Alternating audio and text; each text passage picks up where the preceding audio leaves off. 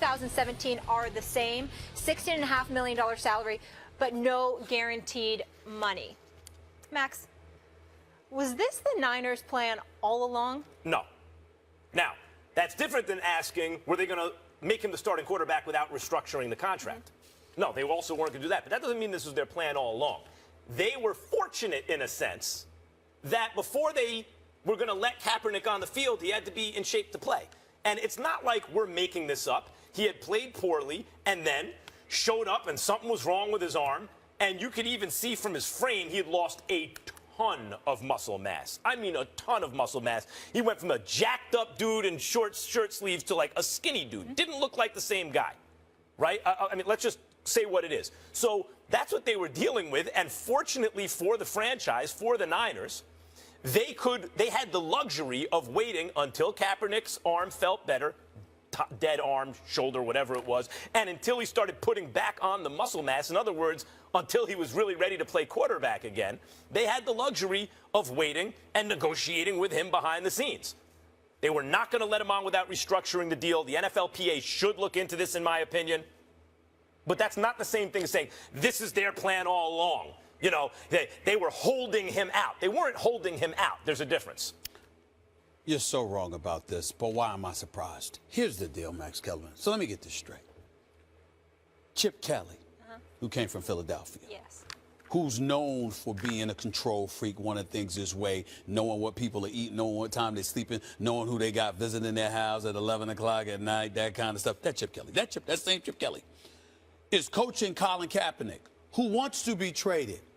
Doesn't affect or impact Chip Kelly at all. It's no big deal. Sure, right? Sure. That's according to you. Trent Baalke, GM for the 49ers. This is a team, Jim Harbaugh's first year, they went 13-3, went to the NFC Championship game. Second year went 11-4-1, went to the Super Bowl, lost the Super Bowl. Third year went 12-4, went for the conference championship game again, and where they lost that game. 3 years in a row in the conference championship. What does Trent Baalke do? Because things are not exactly his way. He sits up there and ultimately, you know, railroads Jim Harbaugh out of San Francisco, basically decimates the franchise because you ruined the 2014 season where they went 8-8. And ever since then, after that, by the way, you follow up Jim Harbaugh with Jim Tom Sula. Okay, or whoever the hell that was, okay? And then after you go that route, Chip Kelly gets exiled. They're so disgusted with him in Philadelphia, okay? There was their media campaign led by my man Angelo Cataldi and others that wanted him out of town. He gets fired. Jeffrey Lurie, you got to remember, I'm in Philadelphia 17 years, covered this team, know Jeffrey Lurie, good man. This dude fires you. Doesn't even wait until the season's over. It's 1 week left in the regular season, and he still fired you. He didn't even wait for another week. He got rid of you right then. You became ineligible for the playoffs. He didn't even wait 1 more week until the season ended. He said, you got to go now, okay? So all of this happened to Chip Kelly, and 3 weeks later, he gets hired by this organization at $6 million per. You look at the dysfunctionality that exists within the 49ers franchise, the kind of stuff that they engage in just to get the people that they want and get rid of the people that they don't. And you have a situation where Colin Kaepernick wants out. Then Colin Kaepernick, you know, with the whole national anthem and the aftermath of all of that, you know, that whole controversy. And had no impact whatsoever. And by the way, if he gets injured, they're on the hook for the money. So by restructuring his deal, you no longer have to worry about getting stuck with the money in the event that he gets injured because you eradicated that from the restructuring of his contract. And you think that that didn't play any role with them sitting him down whatsoever. That the fact that they could end up getting this contract more favorable to their liking, obviously, played no role whatsoever. They didn't have the foresight to look ahead and say, excuse me, if we do this, we could get Colin Kaepernick to restructure his deal, and ultimately, we don't have to be on the hook for him. You don't think that they were holding out to some degree to get this to happen? I'm sorry. Weren't you the same guy who, a week or two ago, you were arguing that, in fact, his anthem stance was keeping him off the field. I said that wasn't the only thing. Don't act like I said that's the only So thing. it's the I did not say stance, that. I said everything. Okay, let's try something else. Sure. I'll try a Socratic method, okay? A Socratic yes, method. Socratic. Hold on, A question and answer. Dialectic here. I'm learning so much from Max. Just learn. Let me read it. Socratic. I think I can spell it. I got to go. Like Socrates. Okay. Yes. Go ahead. Make you a Stoic. Okay. All right. Okay. I got Socratic. Yes. Got it. I wrote it down. I'm going to look it up in a minute. Let me ask you Use it in a sentence. Yes. Was Kaepernick's performance in decline before he was removed as the starting quarterback for the Niners? Yes and no. What I mean is statistically, yes, but all the things that I pointed to about Jim Harbaugh's departure, the kind of system he was playing and how dysfunctional But it predates Chip Kelly, you know yes? what I'm saying? Yes. We have no disagreement that getting rid of Harbaugh suggests not the greatest things about the franchise. Okay. Because Harbaugh, as soon as he got there, turned the whole thing around. Okay. And as soon as he left, it went straight downhill. You want to identify Harbaugh as the mover of good things there? Absolutely, yes. Does it say bad things about the front office? Also, yes. But we're talking about the franchise as it relates to Kaepernick. He had already lost his starting job before Chip Kelly, correct? Before Chip Kelly got there, Kaepernick was not the starter, right? Yes. Did he show up looking much physically smaller than he had been previously? He looked a little small. A little? But he had the I thought it dead was a little. shoulder. I thought it was a little. A I little. thought it was a little. I thought it was a little. Okay, so we know that he'd already lost his job, and then he showed up looking, to me, he looked half the size. To you, he looked a little smaller, but there was a physical difference. Okay. Okay. Okay. Has he since put on some weight? You see some of the bulk back? Yeah, but here's the thing, Max. You're leaving out one very important component.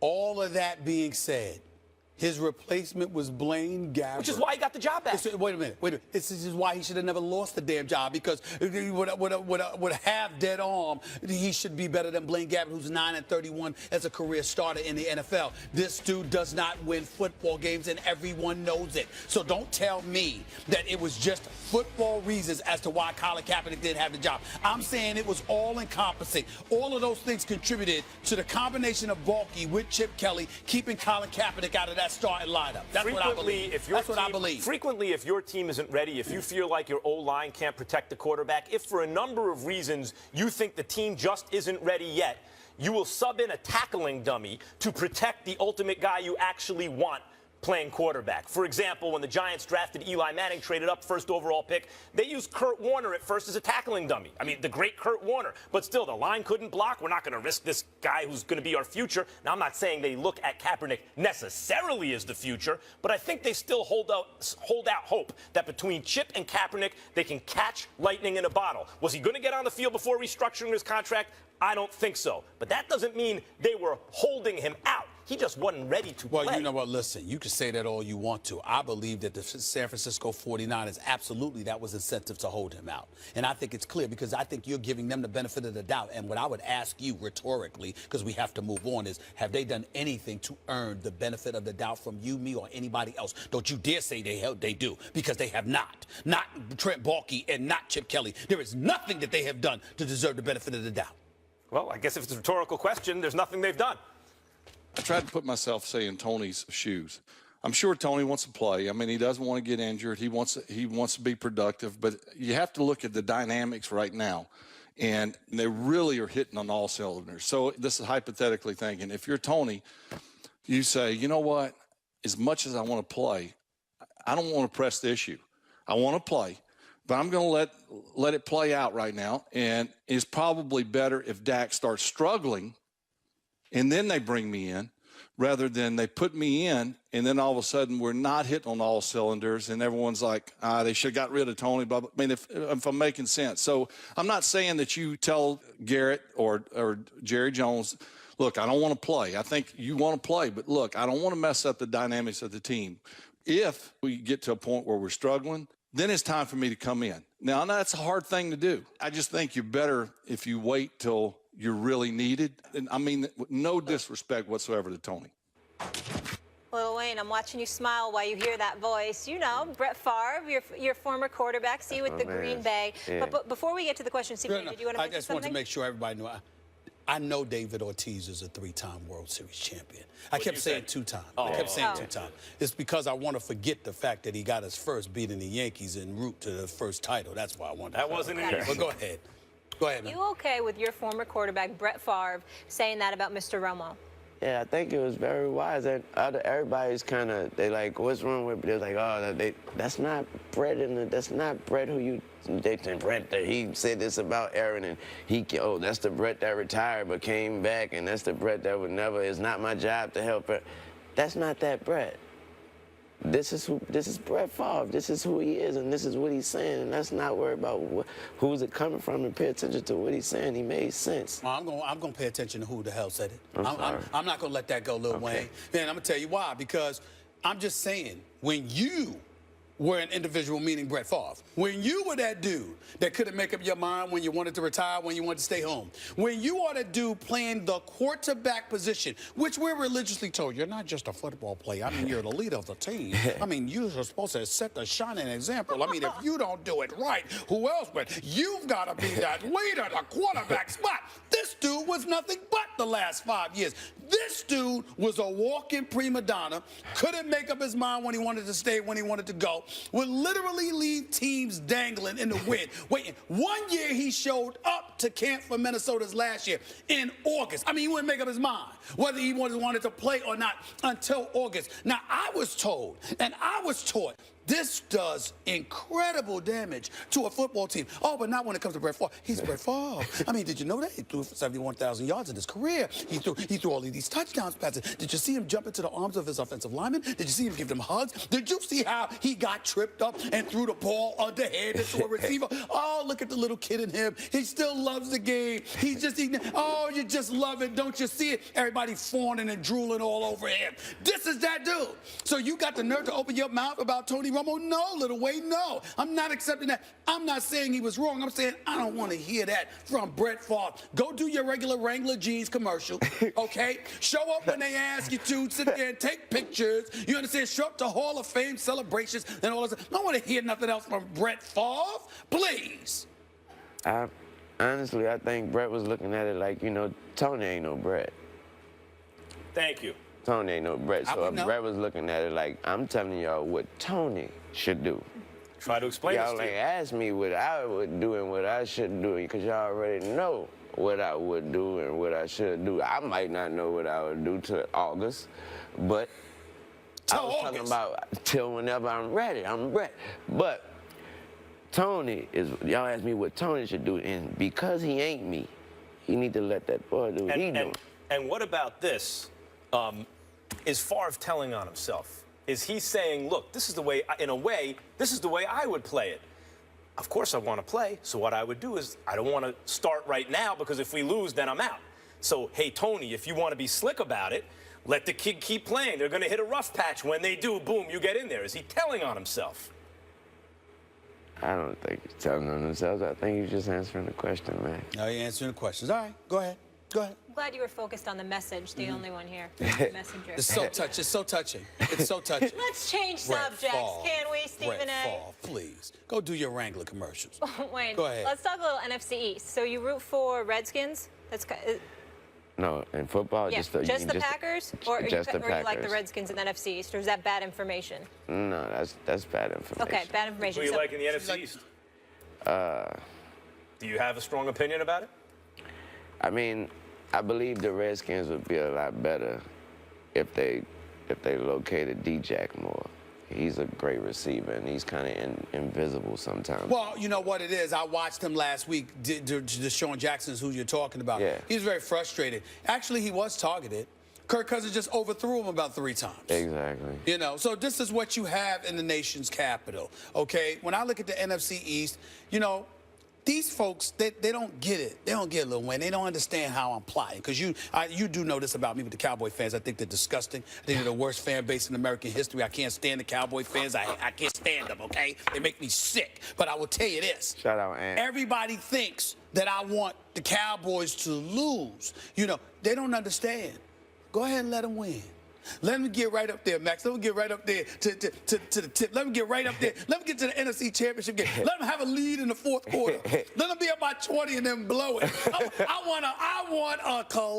want an epic failure. That's what I want. I want to lick the tears off the fans' face. Like That's what I'm after. And that's the what more heartbreaking it is, the sweeter the tears. And I hope that Jerry Jones and the Cowboys invite me to Texas Stadium, because you know what I'll do? I will party with Cowboy fans for a tailgate party and laugh right in their face when it happens. I would do it. I really would. I really would. I'm silly. Speaking of Deshaun Jackson, right? You know how hard it is to overthrow Deshaun Jackson? Exactly. How do you overthrow that guy?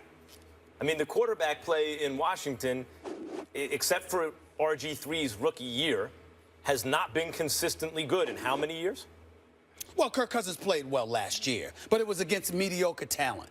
And it was for a few games. It was some spurts to me. It wasn't, you know, I thought that was what I actually thought was happening was how we blow. When I say we, I mean us, America, how we just blow things up, you know. I might make a shot behind my, Lil Wayne's the best basketball player. You know, just, I think that was happening. Gotcha. What he said, you like that or something like that? You like that? You like that? That's why the Green Bay Packers ended their season by saying, you like that? Hey, who you telling? The division up for grabs like always, but clearly Carson Wentz and Dak both putting on a show. But let's get your thoughts on the Lakers real quick. First time without Kobe for 20 seasons. What are your expectations? I don't have any. Smart. I don't have any expectations. I'm just gonna watch and enjoy and see what we have, see what we're doing, and I think they should go out there the same way, just have fun and play ball, and then just try to figure something out for the time being. I don't have any expectations. I mean, let me make news today. Okay. I've decided I'm gonna be a little bit nice to Jim Buss this year. Even though I believe that he played a very significant role in ruining this franchise. I've gotten on him enough. And now that they've hired Luke Walton, who I like, who I'm confident will do a good job eventually, I'm going to sit up here and try to give the Los Angeles Lakers a little pass here. I'm hoping. I was just in L.A., you know, a couple of days ago. I did the Jimmy Kimmel show. While I was in L.A., that little buzz, that fever that you felt when Kobe was there, totally gone. It's not there now. Let's see what happens. Well, I mean, one of the good things about Kobe being so bad the last couple seasons of his career, they extended his contract before he ever showed he could play again. After the Achilles, he was never the same. He had games here and there, but basically was a terrible player, especially for one who touched the ball so much. But the benefit was fans, Lil Wayne and others, want to see Kobe. You got that. Lakers fans got to build through the draft, and now they have an interesting young nucleus and a lot of cap space going forward. Even though I don't love the way they handled it in this offseason, they still have some flexibility going forward.